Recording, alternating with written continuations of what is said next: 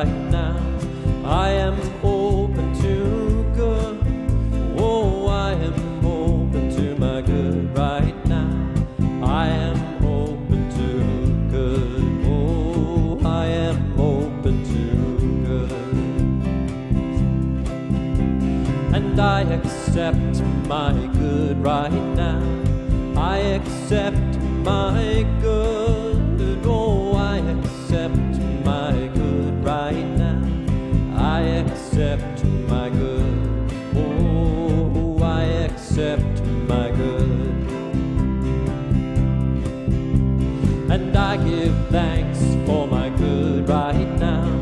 I give thanks for my good. Oh, I give thanks for my good right now. I give thanks for my good. Oh, I give thanks for my good. Yes, I am open to my good right now. I am open to good. Oh, I am open to my good right now. I am open to good. Oh, I am open to good. And I accept my good. And I give thanks for my good. 2, 3, 4.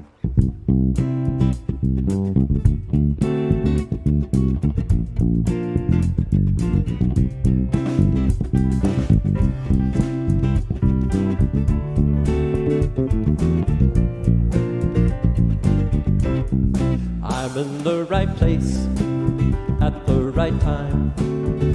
I am just where I'm supposed to be. I'm in the right place at the right time. I am just where I'm supposed to be. Oh, my soul is welcome here. Oh, my soul is welcome here. I am getting the message loud and clear. My soul is welcome here.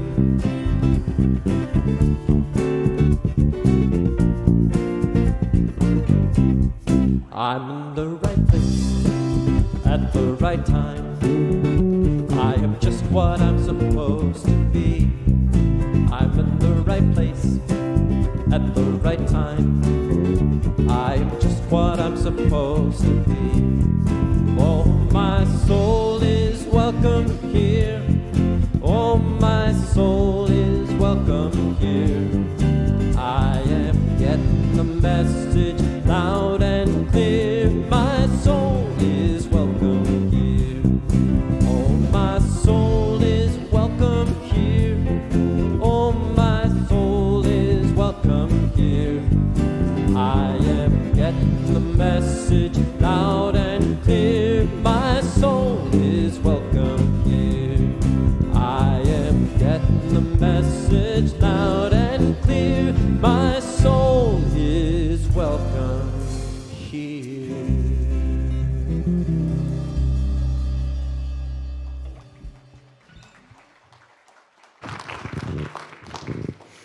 Good morning and welcome to the Center for Spiritual Living Santa Rosa. Thank you to our awesome band for your inspiring and beautiful music. We're so blessed to have you. I'm Julie Burns, the Vice President of your Board of Trustees, and I'm so glad to be with you today. If you are joining us for the first time, we want to extend a special welcome to you. And thank you also to our Livestream viewers, wherever you are joining us from. We love you, and we're so glad that you are here.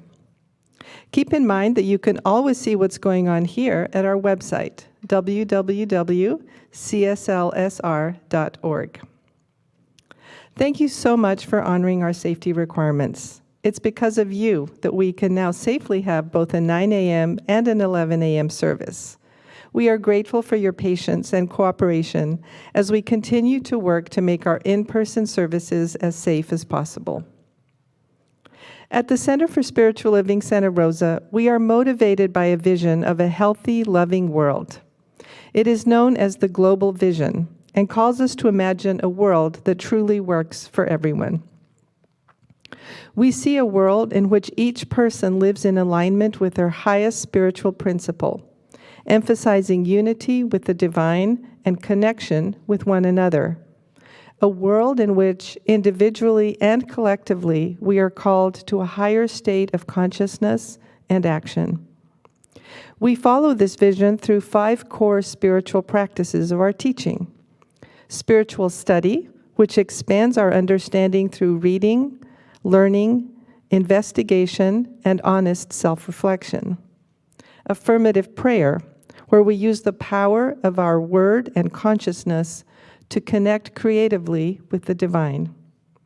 Meditation in all its forms, which increases awareness and experience of the divine presence through contemplation, concentration, and focus. Selfless service, the spiritual practice of serving others without expectation of reward or a specific result. And finally, spiritual circulation, which opens us and our community to the flow of life through balanced giving, receiving, asking, forgiving, and gratitude. Speaking of spiritual circulation, did you know there are several ways that you can contribute your financial support to your center? You can give online on our website, you can send us a check, and now you can also text your donation to 707-675-2399 by texting the dollar amount you would like to give to that number. If it's your first time, you will receive a text with a web link that will walk you through setting up your payment. After that, every subsequent dollar amount texted will be automatically donated. And of course, there will be baskets at all the exits after our service today. Our organization is entirely supported by the community, and we are grateful for you. In fact, your contributions make a big difference beyond our center as well. And we have a special announcement now to tell you how. Last year, we collected donations to help support the Centers for Spiritual Living Camp campaign to purchase our very own retreat center in Oregon. Well, that purchase is now moving forward. And that's in part because of the nearly $33,000 our own community has donated to help fund this. Give yourselves a big round of applause.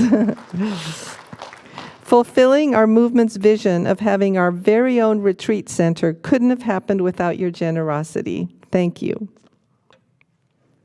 So I know that somewhere between the music, meditation, prayer, practices, and message is exactly what you need to experience for the next step of your spiritual unfoldment. You are welcome here. And now, please join me in a short time of silent contemplation before our prayer.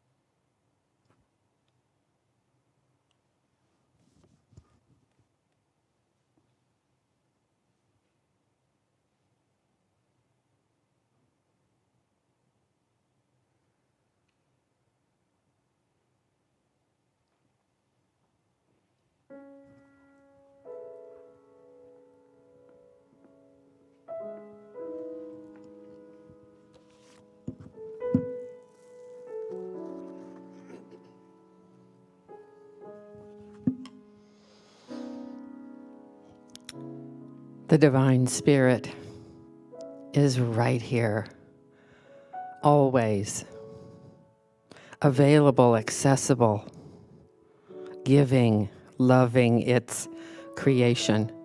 It is that power and presence that creates all. And it only creates out of love. And so this is the invitation to arrive fully in this moment, in this sanctuary, in this place, and merge sweetly and gently with that divine presence, which now shines as each of us. We consciously allow and turn our attention to widen the channel of connection to the divine creator. What a blessing it is to be present together in this sanctuary, or through the ethers, or in our homes, or sitting in the car, wherever we are together. We are one. We are joined. Another blessing to have this well thought out service, giving us inspiration, giving us the message, inspiring us with music, feeling our connection as we personally choose peace. We affect global peace. What a wonderful idea. So that is what I'm accepting for each of us in this moment. And then comes the moment to rest, just to lay everything else down, surrender, and remain open and expectant. So in gratitude, I just allow that to be what manifests this morning. Blessed be, and so it is.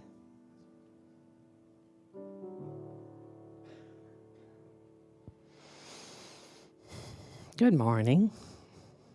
I'm Jennifer Mann, prayer practitioner emeritus here at the center. And I have a gift for you to just take in right where you are and then practice it all week. This affirmation: I give to the world my love, trust, and joy. And so it is. When the road is long and the mountain high, and all my courage has run dry, I look to the sea. That's where you speak to me as I pray, as I wait for peace to come. Hear me now, I want to believe. I need to believe. Give me the strength I need to believe. And when my soul is aching from the weight of all my fear, as I surrender, I believe. Look at my life, cry a sad, sad tear for all the things I never did because of fear. But in this moment, in your presence, I can feel the power. It's been waiting here inside of me. Hear me now, I want to believe. I need to believe. Give me the strength I need to believe. And when my soul is aching from the weight of all my fear, as I surrender, I believe. I can fly so high as I surrender, as I forgive, as I release and learn to love, and I can fly so high, so high.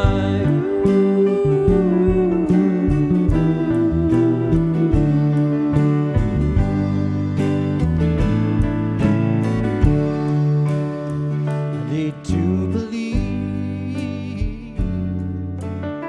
I need to believe, give me the strength I need to believe. And when my soul is aching from the weight of all my fear, as I surrender, I believe. Oh, oh, oh, oh. I believe.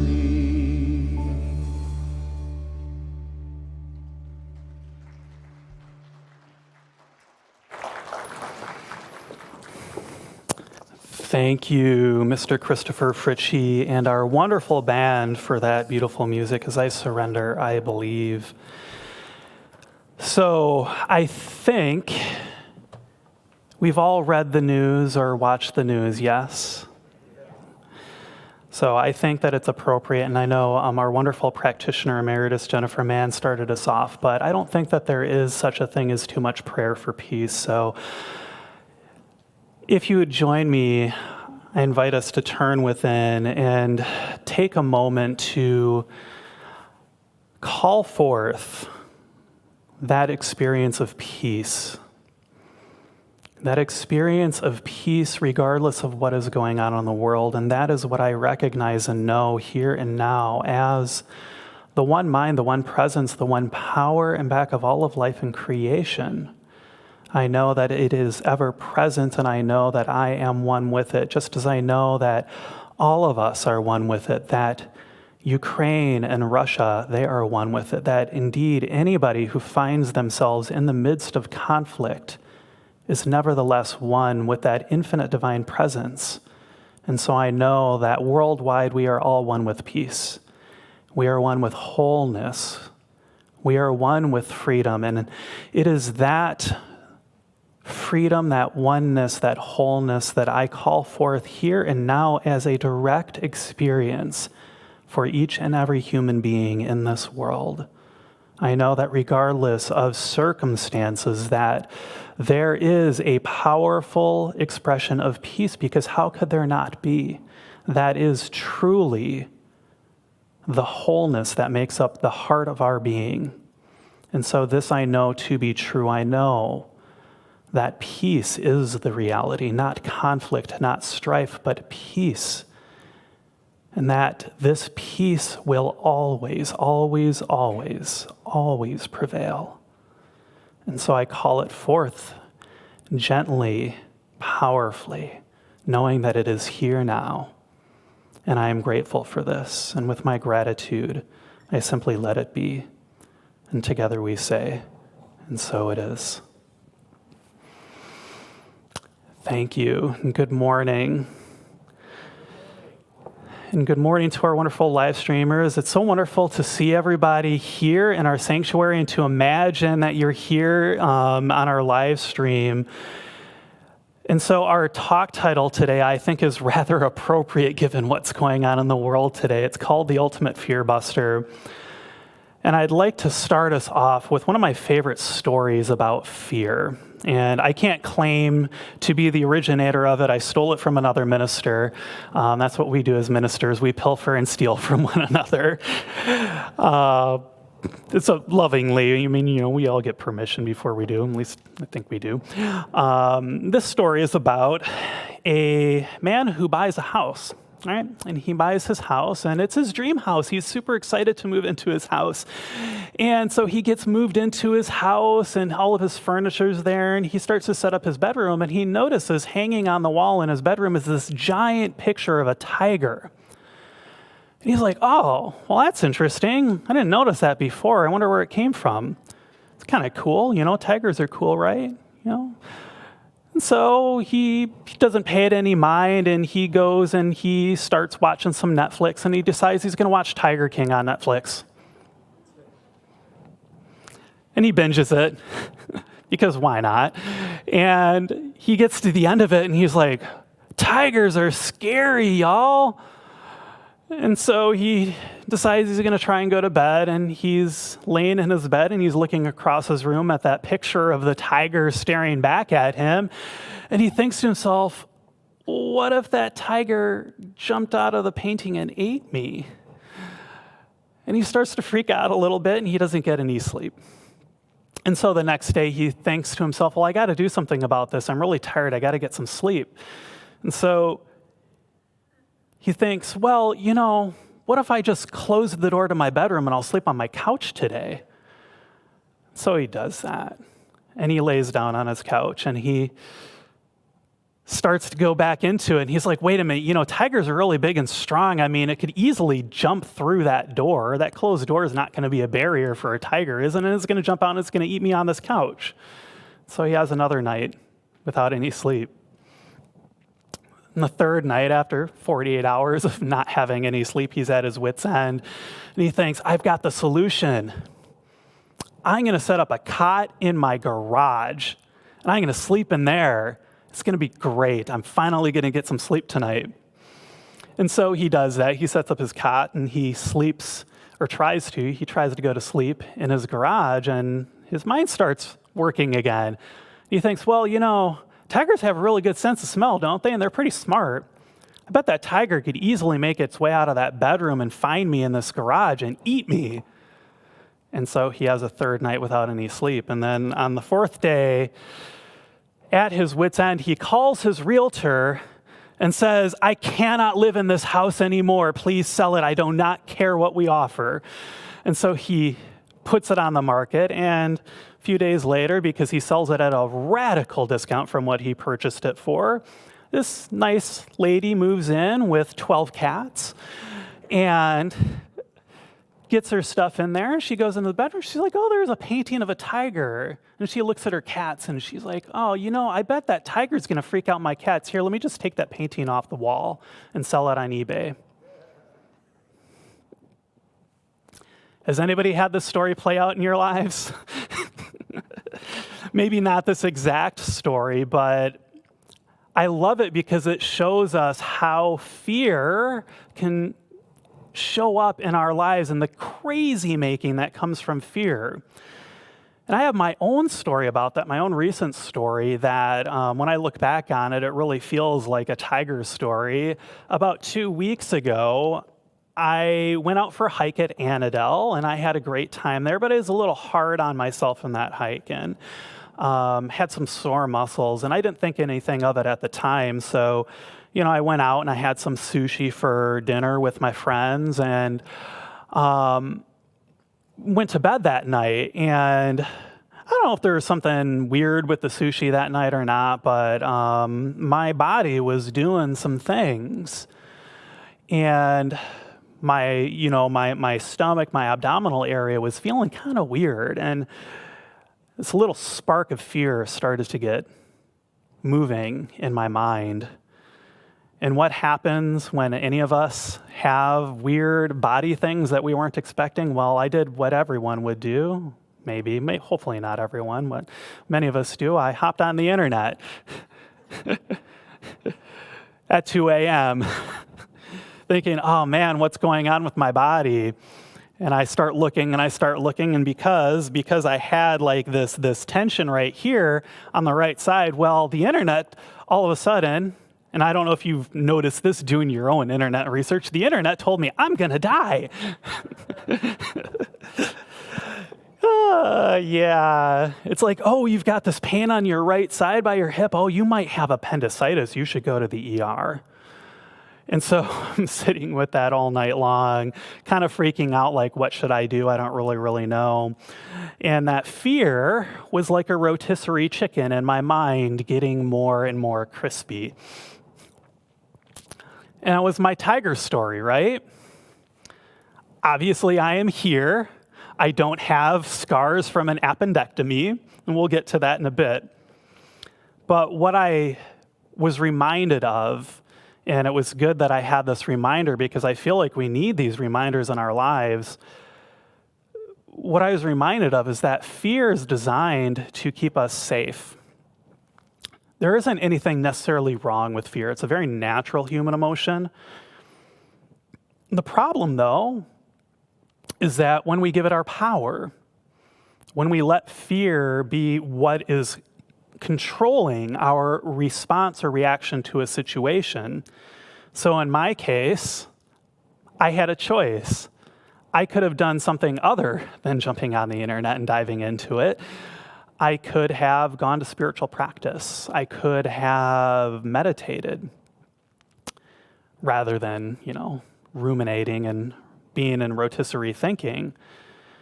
When we give fear power in our lives, what we're doing, and what I did in this moment, is I temporarily gave up my ability to choose something else. Heavy emphasis on that word temporarily, by the way, so that we have a little hope in this conversation.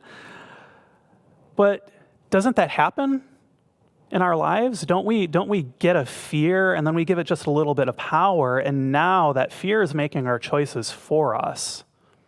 Yeah? Yeah. The thing is, when we feel fear, which is really a very natural reaction to stress that we might be feeling, challenges, crises that are going on, the thing is, we always have a choice about how we can respond. We just sometimes forget, like I forgot. So the question I have to ask myself often, am I allowing my fear to be that which is controlling my actions?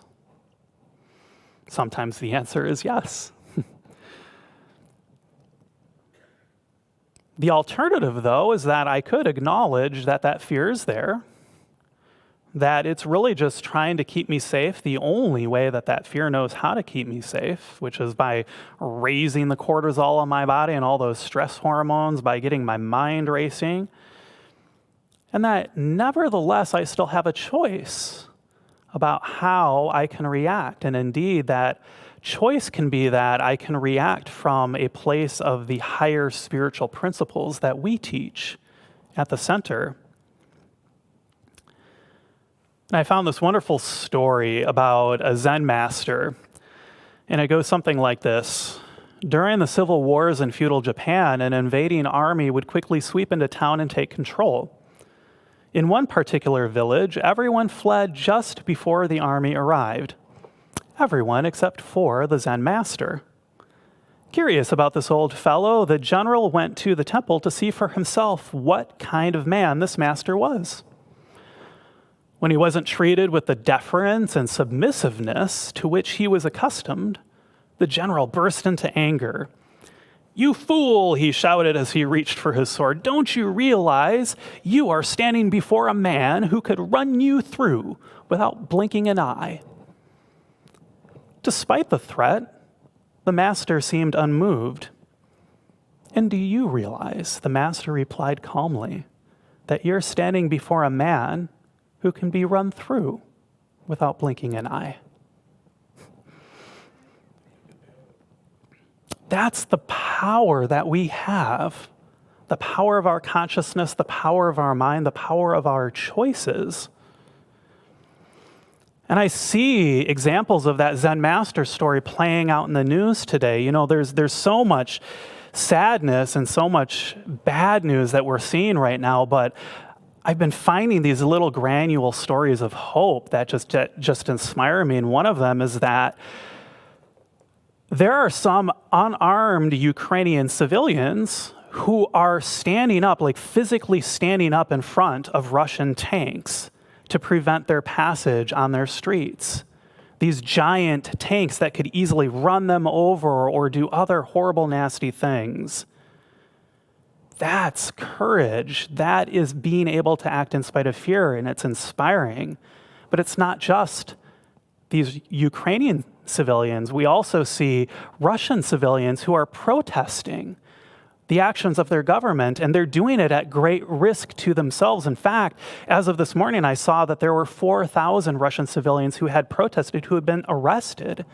They know that that's going to happen in their country, and yet they choose to choose something other than fear. They choose to stand for peace. They choose to stand for freedom. And that's the invitation that we have when we are confronted with fear. I think that there's a reason why I find so much comfort and inspiration. Indeed, I think that this is a collective thing, otherwise these stories wouldn't be so inspiring, about those who stand up to fear. I think they resonate as reminders that we all have this inherent power within us, that we can always choose a different response than what fear might bring into that situation. In fact, in reality, that fear only has as much power as we give it. And what that teaches me is that there's an invitation for us to find relationship with our fear and not to avoid it. You see, when I approach my fear from a place of unconditional love, from a place of curiosity and freedom and acceptance, while also being careful that I'm not feeding that fear, not giving it the story that it wants to affirm in that moment, what I find is that I get back to my power of choice. And so I think of that as, this example, like imagine that you're feeling fear and you think to yourself, okay, I'm going to use spiritual practice with this. And you, for example, like imagine that you're going to lose your job or you're afraid that you're going to lose your job. And so if we're speaking a prayer out of a place of fear saying, oh, I don't want to lose my job, I don't want to lose my job, I don't want to lose my job, what we're really doing is we're putting more of that fear back into the universe, and the universe is giving us that fear back. It's reflecting back to us. But if instead our prayer can be, I really need to understand this fear so that I can find my way back to peace, to find my way back to wholeness, to love, setting aside the whole I'm going to lose my job thing and focusing instead on the spiritual truth, why we might lose our job, but we wouldn't care at that moment because we know that we're in that spiritual truth. We know that we're in the loving embrace of this divine presence. And it's an important thing, especially for me, because I know that fear has really sneaky ways that it shows up in my life. Really funky ways that it shows up in my life. And what I found is that the more I try and run away from my fear, the more it kind of follows me around like my shadow. Have you ever tried to run away from your shadow? Can't really be done, can it? But what I do know is that I can look at that shadow and I can try and understand it a little bit more. I can try and understand, well, what's the message that it's trying to give me? That's all that fear is trying to do. It's trying to give us a message. And that message may be true. It may not be true for us. But in any case, if we take the time to listen to it and actually see what it's painting for us, and then bring in that feeling of unconditional love, bring in that desire to understand, that curiosity, instead of trying to push it away. That's where we get our power of choice back, because the more we run away from fear, the more we're allowing that fear to have power over us. In fact, that act of trying to run away from it is kind of what fear is trying to get us to do, isn't it? It's trying to get us to run away. That's why it's so inspiring for me to go back and see that so many Ukrainians and so many Russian civilians, they're all choosing peace and freedom over fear. It would be very easy to choose something different. It'd be very easy to allow fear to dominate that thinking.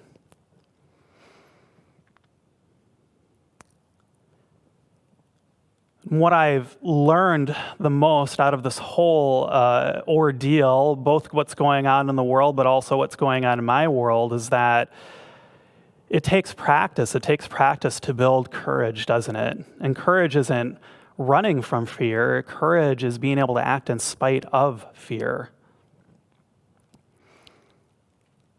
I've learned that the more I'm able to actually face those fears, to bring in an atmosphere of love, to bring in a desire to understand and to grow beyond them, that's where the power shows up in my life. That's where I realize that I actually am free, and I actually get to choose something new.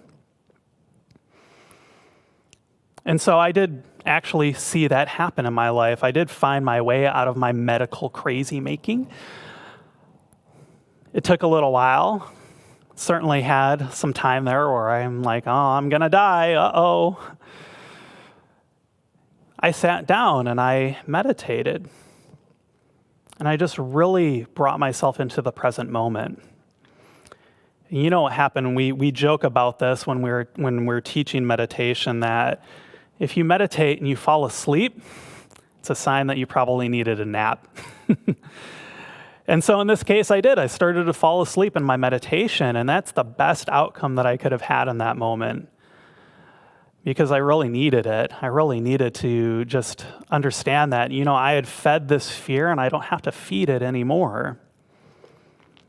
And then the next day I called a friend and I got encouragement from that friend, and they sat there with me on the phone and told me emphatically that I am not dying. And of course, I called my doctor, and he also told me, maybe a little less emphatically, that I am not dying. And I got prayer that day. And I think that's appropriate for me to call out that even when there's this stuff going on in the world, that we have so many practitioners here at the center who are willing to pray with you. That if you feel like you're stuck in that fear and you don't know how to get out of it, that is a ripe opportunity to pray with one of our practitioners. And that's what I did, and I got that prayer and I felt better. I felt like I had more control over my life. I felt like I had more freedom in my life, and that I wasn't being dominated by this goofy rotisserie fear that I had been cooking in my mind. And so I'm going to conclude today by saying that I'm not sure that our world is going to be able to find its way out of war or conflict if we can't find a way to build a loving relationship and to really understand our own fears, to really get to the root of where they're coming from and what they're actually trying to teach us. But I also know that amidst this need for us to grow beyond these fears, that there's hope. And I know that this hope is there because the truth is we are all one.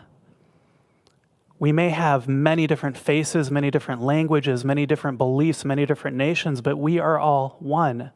We are all interrelated, even if we forget that for just a moment.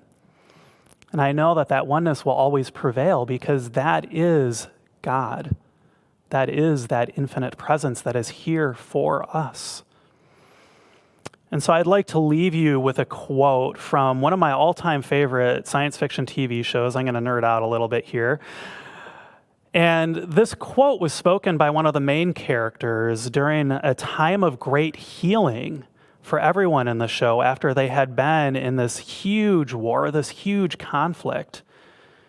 And they found their way back to their own oneness. And it was spoken by the late actor Andreas Katsulas in the TV show Babylon 5. And I am not going to do any justice to it the way that this man could do it, because he had such a powerful voice. But I will try. And there are some science fiction alien names in here that are going to get called out. And I invite you to replace those with Ukrainians or Russians or Americans or Chinese or whoever comes to mind in our world. And so it goes like this. The universe speaks in many languages, but only one voice. The language is not Narn or human or Centauri or game or Minbari. It speaks in the language of hope. It speaks in the language of trust. It speaks in the language of strength and the language of compassion. It is the language of the heart and the language of the soul. But always it is the same voice. It is the voice of our ancestors speaking through us, and the voice of our inheritors waiting to be born. The small, still voice that says, we are one, no matter the blood, no matter the skin, no matter the world, no matter the star, we are one. No matter the pain, no matter the darkness, no matter the loss, no matter the fear, we are one. Here, gathered together in common cause, we begin to realize this singular truth and this singular rule that we must be kind to one another. Because each voice enriches us and ennobles us, and each voice lost diminishes us. We are the voice of the universe, the soul of creation, the fire that will light our way to a better future. We are one. We are one. And so let's take that into prayer, shall we? How good it is to simply rest in that presence of oneness, that presence that is true, that is wholeness, that is peace, that is unconditional love. It is that presence here and now that I know is moving and operating through me and through each and every one of us well beyond the center. Indeed, it's the presence that moves through each and every person in our world. I know that in that presence, the only outcome is love. The only outcome is joy. The only outcome is peace and freedom.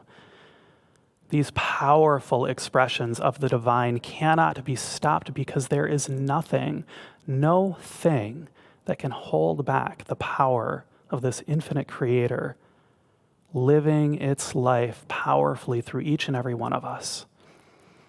And so that experience and expression I call forth now in the form of peace, in the form of understanding, in the form of oneness and the expression of that oneness in every person's life.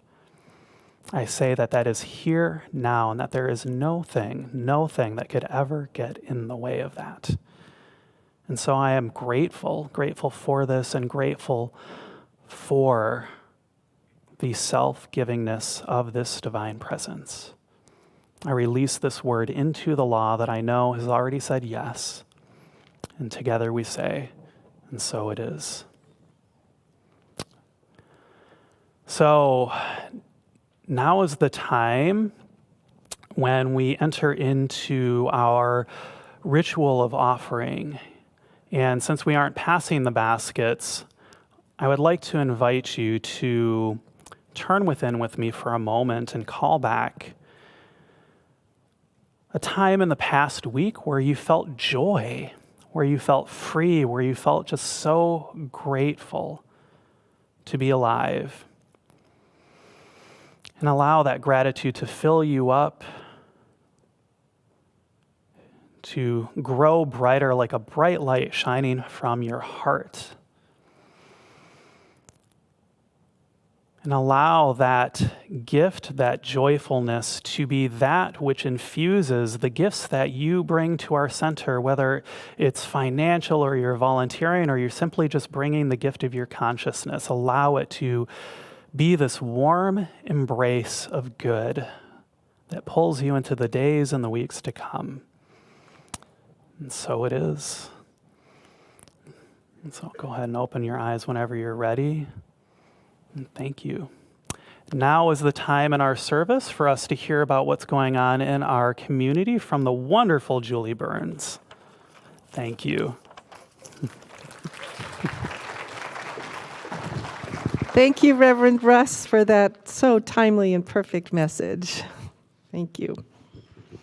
So we have a very important announcement about our annual member meeting. Our annual member meeting is happening over Zoom again this year. It takes place on Sunday, March 20th at 1 p.m. Pacific Time, so mark that on your calendars. If you are a member, please register in advance as soon as possible. To register, click on the photo of the shamrocks on our website. And members, please don't wait until the day of the meeting. We need to know you're coming well in advance of the meeting. Thank you. Advanced Spiritual Living is a year-long class about, you guessed it, advanced spiritual living. When you hear the title of the class, you might have some questions about it. So each year we hold a tea, not a high tea with cucumber sandwiches. In this case, T stands for Things Everyone Asks. It's an informational meeting about the class Advanced Spiritual Living. If this class caught your attention, please join us on Sunday, March 13th at 1:15 over Zoom. You can get the Zoom link on our website by clicking the photo of the sunset. Tomorrow, Monday, February 28th, our seniors are welcome to join the Third Act, a group dedicated to going deep.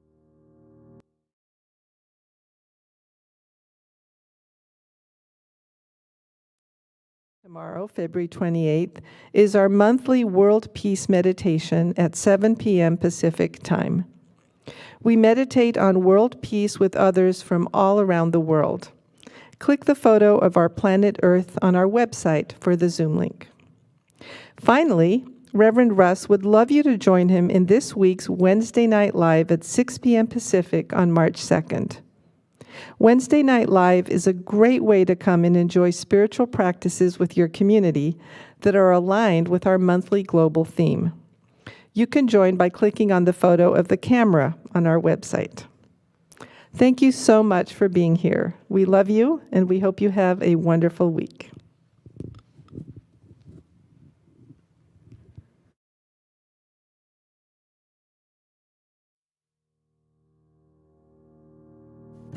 My name is Stacy Meinzen, and I work for the Climate Center. Thanks for the invitation to speak to you all at the Center for Spiritual Living. We believe in thriving, healthy communities, and we envision a future where everyone in California enjoys clean air and water, renewable and reliable energy, healthy food, thriving nature, and more. California has the tools to make this vision a reality if our elected leaders act with the urgency that the climate crisis demands. This crisis is hitting harder and faster than scientists predicted even a few years ago. Devastating wildfires, toxic smoke, extreme heat, and crippling drought have become the new normal for Californians, disproportionately harming people of color and low-income communities. If we don't act quickly and dramatically to change course, these climate extremes will only get more costly in both dollars and lives. This crisis requires bold, comprehensive government action now. Our solution, Climate Safe California, is a unique campaign endorsed by hundreds of businesses, elected officials, and nonprofits. The campaign offers climate solutions at the speed and scale that science demands, using a set of policies that would allow California to remove more climate pollution from the atmosphere than we emit by 2030.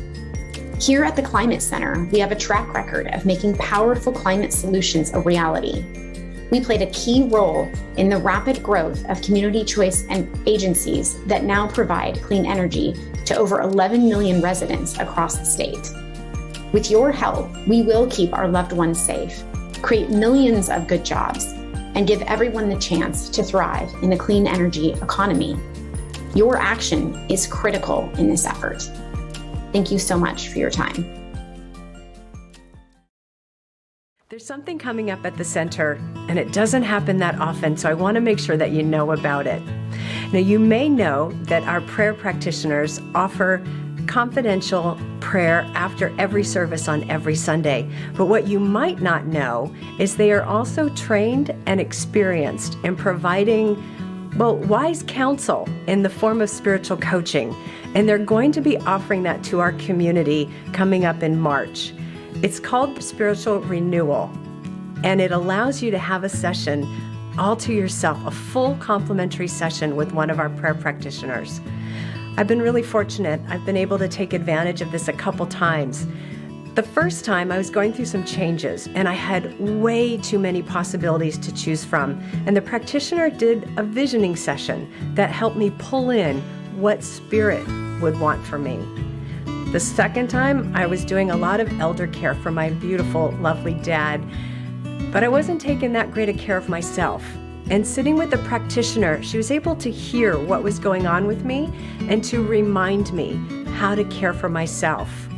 These sessions were absolutely invaluable to me, and I am really excited that you'll have an opportunity to take advantage. It's Saturday, March 5th. There are 3 time slots, 1, 2, and 3 p.m., but you have to sign up for it because there are limited spots. You can sign up for it by going to our website, cslsr.org, Spiritual Renewal. I hope they'll see you there. All right, so if you are having a hard time, if you might have cried yourself to sleep last night, know that we do offer after-service prayer over Zoom, and you can find that link on our website, and they keep it open for about 15 minutes after the service, too, so if you need time to find your way home or to get to your car to get connected, but please consider taking advantage of that, as well as the wonderful offer of spiritual renewal that our practitioners are offering, too, for a longer session. We have so many resources here at the center for you, so I hope that you will take advantage of that, yes. And also, thank you to our nonprofit partner. She didn't say it, but it was one of our nonprofit partners there, the Climate Center, with that wonderful message about the good work they're doing in the world. All right, so shall we close this out? Please know with me that you are never alone. That Spirit is right where you are, that you have only to look within at any moment to know that you are guided, sustained, and empowered by a presence that expresses itself as you in the world.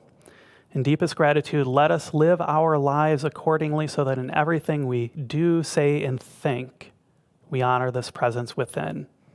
And so it is. Enjoy the closing music and have a wonderful week. You're all amazing. So let there be peace. I am a stand for peace. Let there be love. I am a stand for love. Let there be joy. I am a stand for joy. We are making a new world now. So let there be peace. I am a stand for peace. Let there be love. I am a stand for love. Let there be joy. I am a stand for joy. We are making a new world now. So let there be peace. I am a stand for peace. Let there be love. I am a stand for love.